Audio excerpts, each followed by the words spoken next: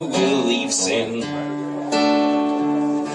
But for now, my head's filled up with all of this dirt.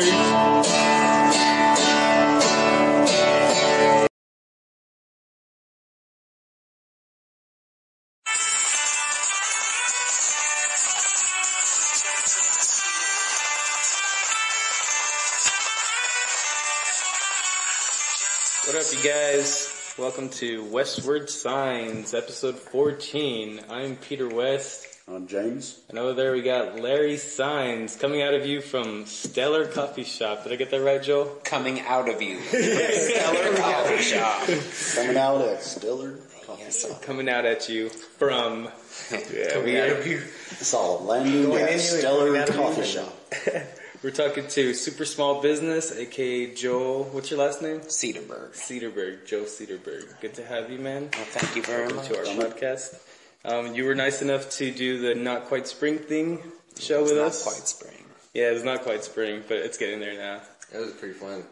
Yeah, man. I was not expecting you, man. I was like, it's kind of bad. Like our old bassist used to put on shows and like just get like talent shows of people he never heard perform or anything, and he just put them on stage. And then sometimes it'd be a fucking train wreck, you know, just like bad poetry, bad flute player, bad like oh my god, sometimes bad flute player because he didn't in advance. He didn't like like look at it. Yeah. People. So, yeah, I mean, that's what I did with you, because you were just like, you were confident. You were like, dude, I'm going to be better. I told you, I was like, because you said you were late from Albuquerque, and you might be late from Albuquerque. And I was like, well, if you do show up late, you have to be better than the first act, And he's like, I'm going to be better. I'm a whole different person when I'm texting, man. I like to use language on a text that I would never use in person. So people are like questioning, is this really him? I was actually going to be BTR, but yeah.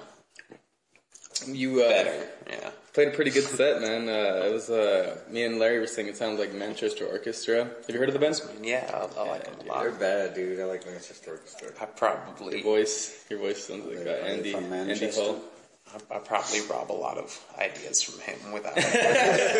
Dude, I was just thinking of that. I do that with songs, man. I realized that today. It was what was that? The fucking Narcoleptic Criminal. There's a part where I realized that I stole the exact words and melody from another song. Really? Damn it! Yeah. Is that why you never want to play it? Yeah, no, I realized it today. I think today I had an epiphany, man. The first song I ever wrote lyrics to, I played it to my friend, and I forget what band it was, but it was some like really cheesy, like Stone Sour type band. Yeah. Like Stone Sour's like soft acoustic set song. Like that was like the first song I ever like thought I made up by myself, but it was like, exactly like. And it wasn't necessarily Stone Sour, it was just a band that, like that kind of general music. Like, this sounds like they wrote it.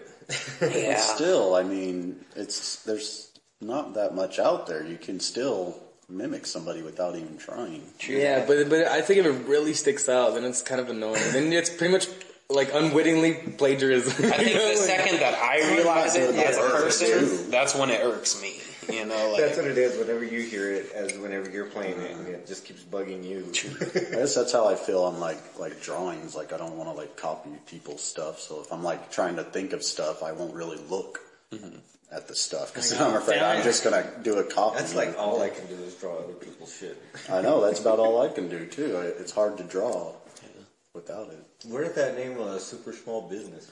My wife woke up one morning and said, hey, I had a dream about this band, Super Small Business, and that's a pretty cool name for a band.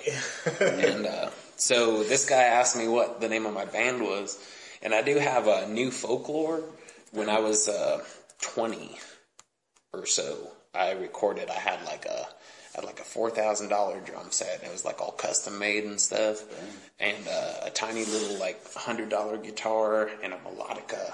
And I made like all my own garage band music, like 10, 11 tracks, and like some of them would get up to like 40 tracks per song. Because I was all like, this needs about like, it's like 5 more melodica tracks on the bass. Like I just feel like perfect fifth on the, just like get like some like gnarly like harmonica sound thing. And but I mean, New Folklore was all about like like I was going through like a folklore phase, old stories and stuff. Yeah, like like Inuit old stories, German old stories, like Hansel and Gretel type stuff. So everything was like a story that I read and then put it back out in poetry. So I was kind of like taking from people and imitating and stuff.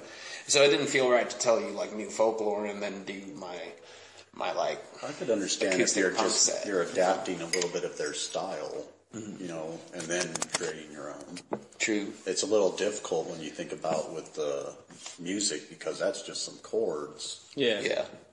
What's new folklore is like? Is that like the name, or is that the name of a genre, or is that the name of your act, or what is that? It's been a while since I found it, and I probably should get like a hashtag for it since this is internet radio. But it's on Bandcamp somewhere, dude. If you can find it and then put it in the show notes or whatever, if you guys have it, I'll help you on that. But yeah, I mean, it's just me as a kid with, like every single song was written from start to finish and produced in less than 24 hours because I had 1 day a week that was off, and it was like I would roast coffee in the morning and then like work at the coffee shop throughout the day, and then the second the coffee shop closed at like 6-7 p.m. it would be my day off from 6-7 p.m. until the morning the next day. Yeah. And so that's when I was like, okay, like read this, all right, like put that into like whatever kind of form, you know, like okay, that sounds cool, and then just put it all together. How old were you when you were doing that? Like 20. Oh really? Yeah. How old are you right now?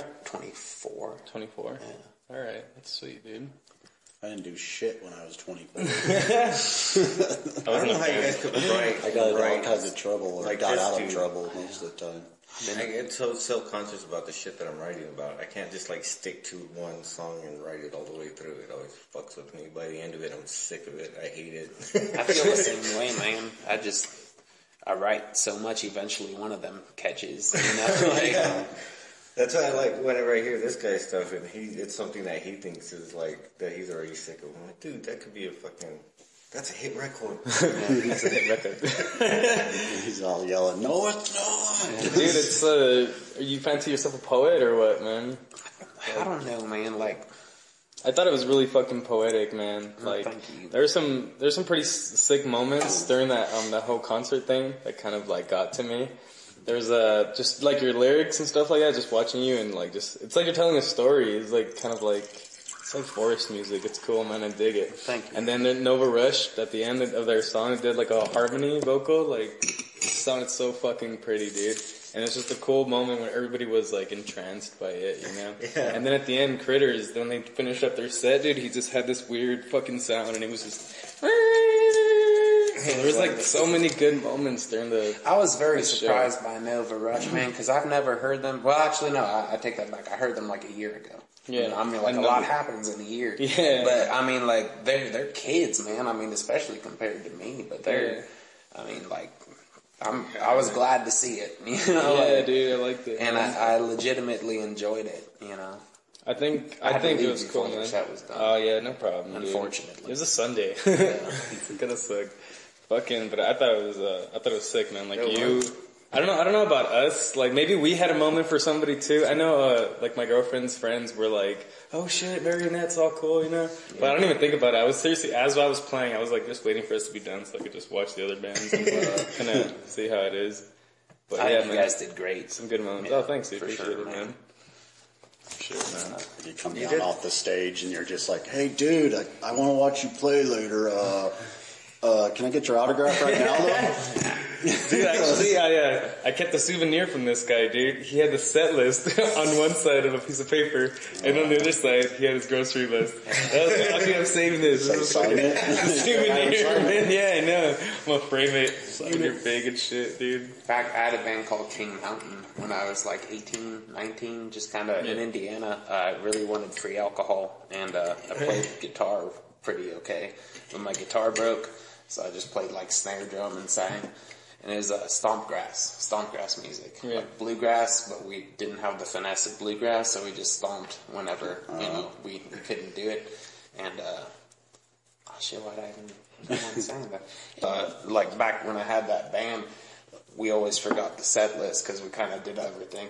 So like I'd write the set list down on like an Arby's takeout bag, duct tape it to the mic stand. Hey, we never thought about that, Some man. Arby's sauce on it still. It's like all the grease and stuff. It was classy. We aim to keep it classy here. For some reason, this song reminds me of Arby's now. Arby's sauce, everybody, get your Arby's sauce. I want some Arby's.